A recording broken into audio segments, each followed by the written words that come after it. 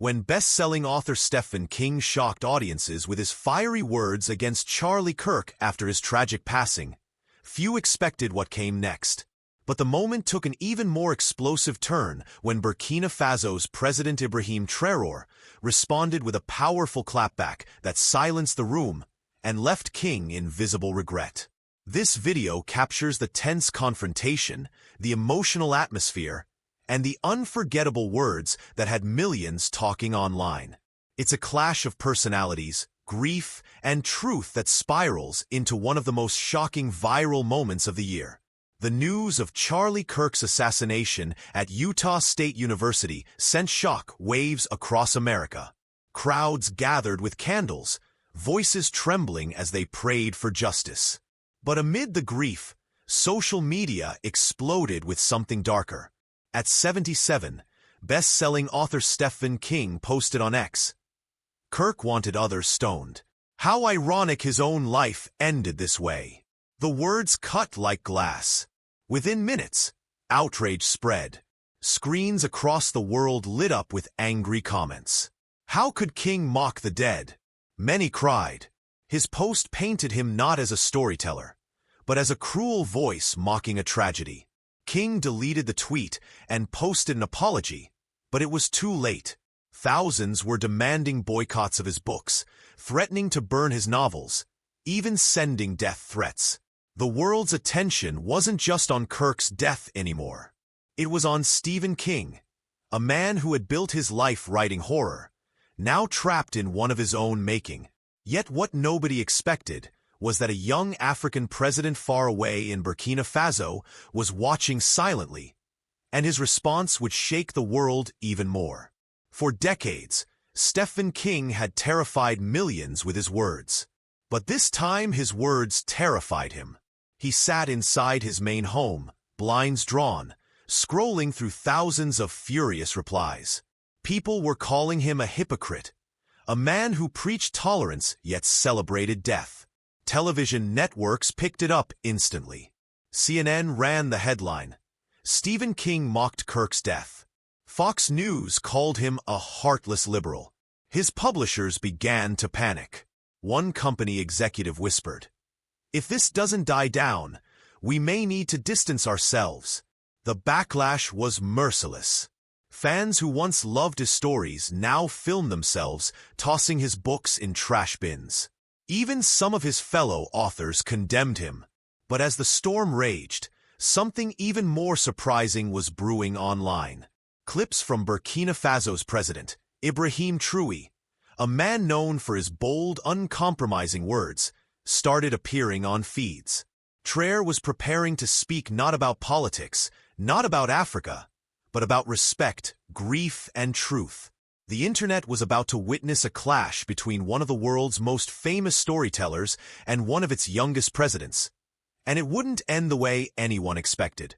On a quiet Tuesday morning, a 2-minute video appeared on X. It was Ibrahim Traoré dressed in his usual simple fadings, standing behind no podium, no flags, just speaking directly to the camera. His voice was calm but sharp.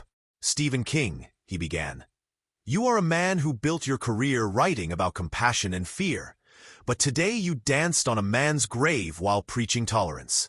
That is hypocrisy." The internet froze. His words hit like a hammer. Millions began sharing the clip with the hashtag Traoré claps back. Traoré didn't shout. He didn't insult. Instead, he looked into the camera with piercing eyes. A young man's life was taken. Whether you agreed with him or not, death is not a stage for mockery. It is a moment for humanity. You forgot that. The video ended there. No dramatic music, no further statement, just raw truth. Within hours, the clip had been viewed by millions. Comment sections filled with people writing, "This man speaks truth." Others admitted they cried watching it. For the first time in his career, Stephen King wasn't the one telling the story. He was the story, and the whole world was watching. By Wednesday morning, the world was split in two. On one side were Stephen King's loyal fans trying to defend him, by saying his words were taken out of context. On the other side were millions who believed he had crossed a sacred line, mocking a man's death. But now Traoré's video had changed everything. The hashtag Traoré clapback trended above every topic on X. Even people who had never heard of Burkina Faso before were suddenly curious about its young president. News anchors described him as the voice of conscience in a noisy world. Stephen King stayed silent, but his silence only made things worse. Memes of him hiding behind his books flooded social media. One viral post read, "Stephen King wrote horror, but Traoré gave him his scariest story." Meanwhile, ordinary people were posting emotional reactions. Parents who had lost children to violence wrote, "Traoré spoke for us." Others admitted they cried watching the clip. What was once a local American scandal had now turned into a global conversation about respect, grief, and humanity. And King realized he was up against more than angry fans. He was up against a moral truth he couldn't rewrite. Television networks scrambled to cover the story. CNN replayed Traoré's clip on a loop. Fox News labeled him the African leader who humbled Stephen King. Even European outlets like BBC and France 24 ran headlines about the confrontation. For the first time in years, Stephen King wasn't trending for a new book or film adaptation. He was trending because of shame. The backlash was so strong that bookstores in Utah and Texas reportedly pulled his titles off shelves, fearing vandalism. At the same time, clips of Traoré were being remixed into motivational videos. His calm, unwavering tone became a symbol of dignity and grief. A TikTok edit of him saying, "Death is not a stage for mockery," reached 5 million views overnight, set to emotional piano music. Inside his home, King was furious. "Why is a foreign president speaking about me?" he muttered. But deep down, the words had pierced him. He had lost control of the narrative, and Stephen King was a man who always lived by controlling stories. Yet, as the storm grew, reporters started to wonder, would King finally respond? Or would he remain in silence while Traoré's words continued echoing louder than his own? On Thursday morning, Stephen King's publishers held an emergency call. "Stephen, this is spiraling. You need to make a proper statement," one executive pleaded. Another warned, "Your legacy is at stake.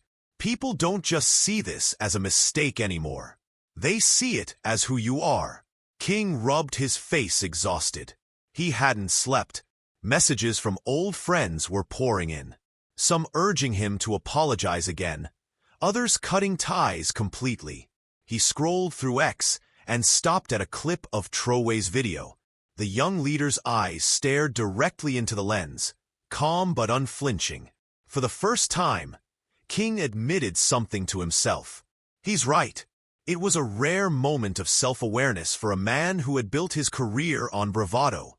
He whispered to his wife, "I made myself the villain." But even as regret seeped in, he couldn't shake the humiliation of being lectured by a man half his age from a country he had barely spoken about before. The internet was waiting for his next move. But whatever King said now wouldn't just be measured by his fans. It would be weighed against Ibrahim Traoré's words, which had already carved themselves into history. By Friday morning, Stephen King finally broke his silence. He released a carefully written statement. Through his publisher, "I deeply regret my words about Charlie Kirk. I spoke in anger, not compassion. I should have respected his passing." But the statement did little to heal the wound. The language felt polished, rehearsed, and lacking heart.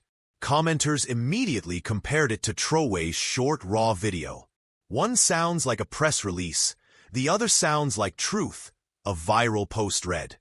On X, users flooded replies with side-by-side screenshots. King's long letter versus Traoré's 2-minute video. The contrast was brutal. Even some of King's lifelong fans admitted they were moved more by Traoré's sincerity. Meanwhile, journalists began digging into the timeline. The fact that Traoré, a president thousands of miles away, had managed to touch people more than America's own best-selling author, became the center of talk shows.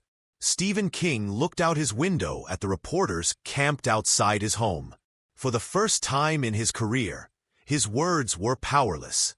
And worse, someone else's words had taken command of the story he thought he controlled. While the U.S. wrestled with the scandal, Burkina Faso woke up to something extraordinary. For years, the nation had felt overlooked on the world stage. But now, their president's words were trending globally. In Ouagadougou, students gathered in cafes, replaying the clip with pride. "That's our leader," one young man said, his eyes wet. Radio stations played the audio again and again, reminding listeners that dignity and grief was a universal value. Traoré himself remained silent after the video. He went about his duties, visiting a rural school project and speaking with farmers. But everywhere he went, people thanked him. "You gave us a voice," one teacher whispered, squeezing his hand. Internal media began calling Burkina Faso the small nation with the loudest truth. Even critics who often attacked Traoré for his politics admitted this moment revealed his humanity. In America, the contrast was glaring. While Stephen King was being forced into damage control, Traoré was being celebrated as a leader who spoke with heart. The world wasn't just listening anymore. They were remembering. And Charlie Kirk's death, instead of being overshadowed, was now the center of a global cry for respect. Saturday arrived, the day of Charlie Kirk's funeral. Families, friends, and political figures gathered in Utah. The atmosphere was heavy, the kind of silence that felt like it pressed on everyone's chest. Reporters expected chaos, protests, or angry debates. Instead, what dominated conversations in the crowd was Traoré's video. People whispered, "Did you hear the African president?" and nodded in quiet agreement. Stephen King was not present, though his absence became its own headline. Outside the church, a group held signs that read, "Words matter." A mother of two, tears streaming down her face, told a reporter, "That man in Africa understood our pain more than King did." During the service, a pastor spoke of forgiveness, dignity, and respect for life. Many attendees later said they felt as though Traoré's words had already set the tone for the day. As the casket was lowered, cameras captured raw grief, mothers sobbing, friends clutching each other, strangers bowing their heads, and in the middle of it all, the echo of Traoré's statement lingered like an invisible presence. It was clear the funeral wasn't just about mourning Charlie Kirk. It had become a mirror, reflecting how the world handles life, death, and the truth we leave behind. By Sunday, the ripple of Traoré's words had gone far beyond America. In Paris, commentators debated the moment on late-night television. In Lagos, radio hosts praised his courage.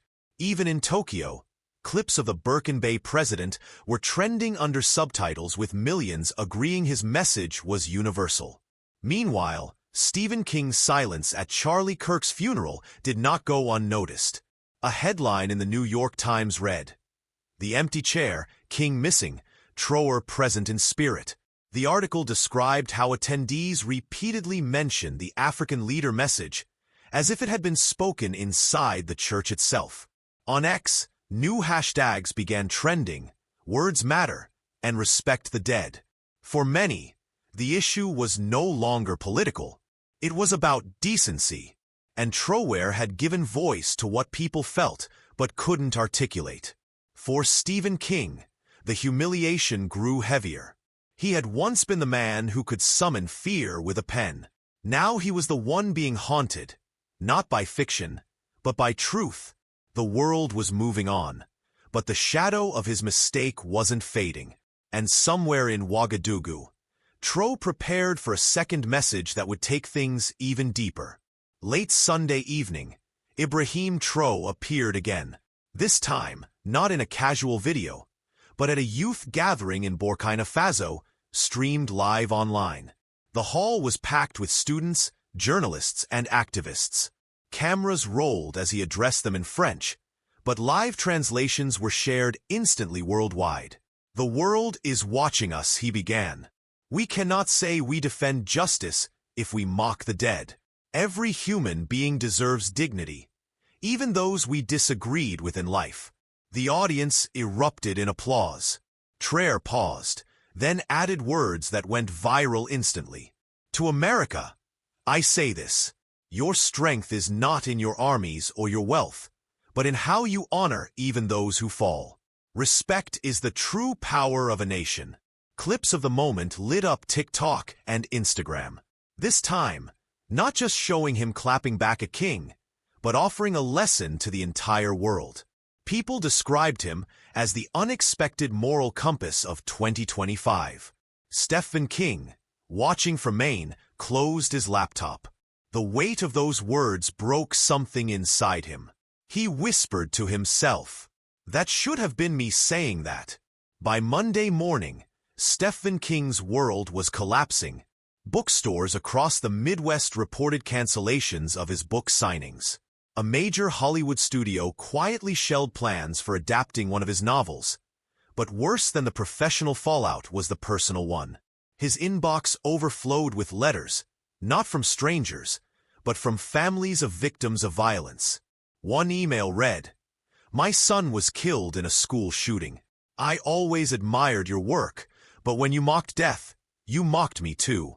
King sat in his study, staring at those words until tears blurred his vision. For the first time in decades, he wasn't the one frightening others. He was the one afraid of losing everything he had built. Meanwhile, Traoré's star only rose higher. International papers called him the African president who gave the world a conscience. His simple fatigues, his youthful face, his calm voice. They all stood in contrast to King's trembling defensive image. In less than a week, the balance had shifted. A novelist who had shaped horror for generations was being overshadowed by a soldier president who spoke of dignity. And the story was far from over. On Tuesday morning, Stephen King finally agreed to a live television interview. The set was dimly lit, his face pale and worn. The host wasted no time. "Mr. King, people say Ibrahim Traoré showed more compassion than you did. Do you regret your words?" King shifted uncomfortably. He tried to explain, insisting his tweet was meant to highlight Kirk's politics, not mock his death. But his voice cracked, and the excuses fell flat. Clips of him stuttering were instantly clipped and shared online with captions like, "The master of horror meets real fear." Meanwhile, viewers noticed something haunting: King's visible remorse. His eyes kept lowering, his hands trembling. Some said it was the first time they had ever seen him small, fragile, almost broken. As the interview ended, one question lingered in the air. "Do you have anything to say to Ibrahim Traoré?" King froze, his lips parted, but no words came. The silence was louder than anything he could have said. By evening, Traoré's calm video was replayed alongside King's uneasy interview, and to millions around the world, the contrast spoke volumes. While King stumbled, Traoré's message kept resonating. In New York, a university professor played the clip for her students, sparking a discussion on dignity in grief. In Nairobi, activists used his words to rally for peace after a violent protest. The simplicity of his statement, "Death is not a stage for mockery," had become a global slogan. T-shirts, posters, and even murals appeared with those words printed in bold.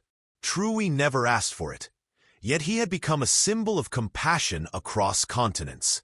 Meanwhile, families in Utah continued mourning Charlie Kirk. His mother, speaking publicly for the first time, said, "I never expected a president in Africa to defend my son's dignity, but his words gave me peace." Tears streamed down her face as she spoke, and the crowd stood in silence. The moment was carried live on television. People cried across living rooms, realizing that in the middle of anger, someone had chosen to honor the dead with respect. Stephen King watched that clip from his home. His chest tightened. The truth was undeniable. Traoré had said what the world needed to hear, and he hadn't. By midweek, the backlash reached its peak. Online petitions demanded King be disinvited from major literary festivals. A famous bookstore in London announced it would dedicate a display to Voices of Compassion, deliberately placing Traoré's photo at the center. King felt cornered. For decades, he had been the storyteller shaping nightmares. Now he was trapped inside one. The hardest part wasn't the criticism. It was the feeling that his words had caused genuine pain. Late that night, he sat at his desk, staring at a blank page. For the first time in his long career, he couldn't write. His mind kept replaying Traoré's voice, calm and firm. "You dance on Kirk's grave while preaching tolerance." That sentence followed him like a ghost. Meanwhile, in Ouagadougou, Traoré remained grounded. He did not gloat. He did not post again. He continued meeting with citizens, listening to their needs, speaking of dignity. His silence spoke louder than King's attempts at defense. The world was witnessing something rare, a shift in moral authority. And as each hour passed, the once untouchable author was crumbling, while a young African president's voice grew stronger and stronger. By Wednesday night, Stephen King's world felt like it was crashing. News outlets reported his books being quietly removed from libraries in conservative towns. A popular late-night host mocked him, saying, "Turns out Stephen King finally wrote a story too scary, his own reputation." Alone in his study, King stared at shelves lined with his life's work. For decades, his words had shaped culture. But now, one careless sentence had torn it all down. His wife tried to console him, but he muttered, "I don't need comfort. I need forgiveness." That same evening, another clip of Ibrahim Traoré resurfaced, this time showing him speaking with young Burkinabe children about kindness. The video spread quickly. Viewers contrasted it with King's apology letter, and the difference was striking. One felt alive, genuine, the other cold. Hashtags began trending again. This time, truth across the globe, people said they cried watching his calm wisdom, especially in a week of so much pain. Stephen King placed his pen down. For the first time in years, he felt powerless. The man who once terrified the world was now terrified of himself. On Thursday morning, King surprised everyone. He released a raw, unedited video. No studio lights, no script, just him in his study. His face was tired, his voice shaky. "I was wrong," he began. "I mocked a man who had just been taken from his family. It was cruel. Ibrahim Traoré was right. I danced on a grave while pretending to care for tolerance. I am ashamed." The confession was unlike his earlier statements. There were no polished words, only an old man broken by his mistake. Tears rolled down his cheeks as he added, "To Charlie Kirk's family, I am deeply sorry. To President Traoré, thank you for reminding me of the humanity I had forgotten." The video shook viewers. For the first time, people saw Stephen King stripped of pride. Some forgave him, others remained angry. But one thing was clear. Traoré's words had pushed him to face his own truth. That same night, commentators said the moment wasn't about King anymore. It was about how one young leader thousands of miles away became the moral mirror for the world. By the end of the week, the story had reached its conclusion. Charlie Kirk was laid to rest, his family comforted by waves of support from across the world. The pain of his death remained, but dignity had been restored. Ibrahim Traoré returned quietly to his duties, never boasting about what he had said. Yet his words lived on. They were quoted in schools, printed on banners, and etched into people's hearts.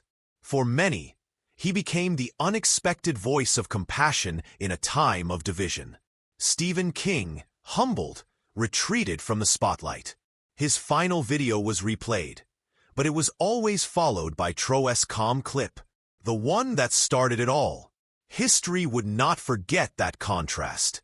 And so what began as a careless tweet ended as one of the most emotional viral moments of the year. A clash of grief, pride, and truth, but also a lesson in dignity. Dear viewers, if this story moved you, if it made you cry or reflect on respect and compassion, then please like this video, subscribe to the channel, and drop your thoughts in the comments. Tell me how you felt, what you learned, and what touched your heart the mo.